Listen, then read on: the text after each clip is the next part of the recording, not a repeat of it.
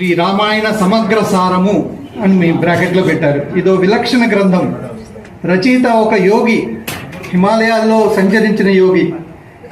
ఈ గ్రంథాన్ని రచయిత భారతీయ సంస్కృతిని గౌరవించే ఆధ్యాత్మిక మిత్రులను ఉద్దేశించి రాశారు.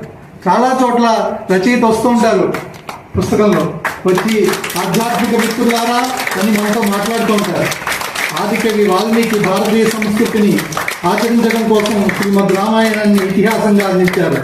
ఇలా జరిగింది అనే కథ రామాయణం. ఎందరో మహాత్ములు అనేక భాషల్లో వందలాది రామాయణాలను మన ముందుంచారు. ఇప్పుడే హరికృష్ణ గారు చెప్పారు.